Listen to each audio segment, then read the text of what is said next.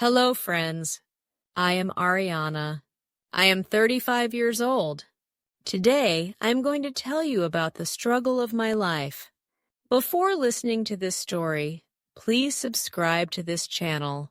If you like the story, then make sure to like it and share it with your friends. I was born in a small town where the streets were always dusty, where temple bells chimed at dawn, and the mornings smelled of tea, jasmine garlands, and wood smoke. My father pedaled his rickshaw from sunrise to dusk. My mother stitched blouses until her finger ached. We lived in a one-room house with a tin roof that rattled when it rained. I was the eldest of three, and everyone called me the quiet one with the books. Numbers fascinated me. Equations felt like a secret language only I could understand. When I solved a difficult sum, I felt a rush of power, as if a locked door had opened. Even at 13, I dreamed of wearing a crisp uniform police, revenue officer, anything that would lift my family's name and make my parents stand taller in the market. When I entered +2, people congratulated me for getting into the best government college in the area. "You're lucky," neighbors said. "Mr. K teaches there. He's strict but brilliant." He was a tall man with neat hair and a reputation for discipline. At first, he treated me like a star student. "Ariana will go far," he'd announce while handing back my papers covered in red ticks. I stayed after school to clear doubts. He would solve problems on the blackboard, chalk dust rising like smoke. I thought he was a mentor who wanted me to succeed. For a girl like me, with no private tuition money, his extra attention felt like a blessing. But slowly, small things began to shift. Compliments became whispers meant only for me. His eyes lingered too long. A hand on my shoulder stayed longer than it should. He began calling me by my first name when no one else was around, his voice lower, almost secretive.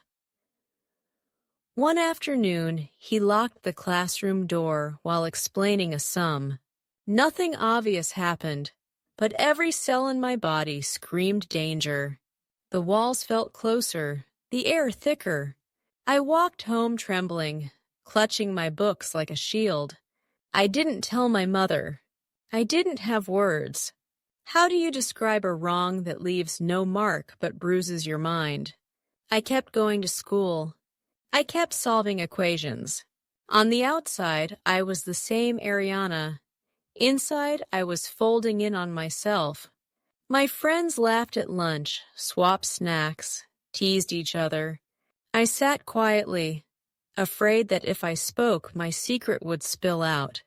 I started leaving class quickly, avoiding being alone in corridors. At night, I stared at the ceiling fan turning slowly and thought, if I disappear, no one will even know why. I wrote sums to keep my hands steady, but my handwriting trembled. The fear came home with me, like a stain I couldn't wash. One evening at the library, looking for a maths reference, I stopped at a notice board.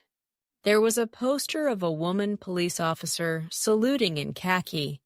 Her chin was lifted, eyes steady, badge gleaming. She looked fearless, like the opposite of what I felt. I stood there a long time. Something inside me shifted from fear to resolve. That night, I wrote police officer at the top of my notebook. It became my secret mantra.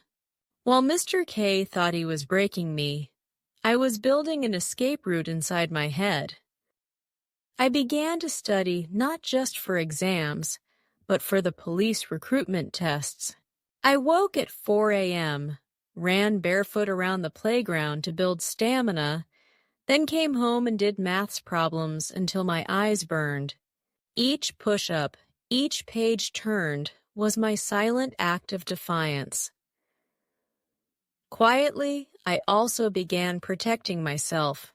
I saved screenshots of any message he sent, kept my phone camera on when I felt unsafe, wrote down dates in a hidden diary. It was like building a small shield, piece by piece, while smiling in public as if nothing was wrong. Finally, +2 ended. On the last day, girls clicked photos and threw flowers. Boys signed each other's shirts. I walked out of the school gate without looking back. My marks were top of the class. I applied for the state police service, took the written exam, passed. When the letter came calling me to training, I locked myself in the bathroom and cried. For the first time in years, they were tears of relief. In the mirror, I whispered to my reflection, "You're free." Police training was hard running at dawn until my lungs burned, learning law articles by heart, learning self-defense until my wrists ached. But every bruise felt like armor. I grew stronger. I learned the sections of the criminal code that protect girls like me. I promised myself, when I wear this uniform, I will never look away from someone's pain.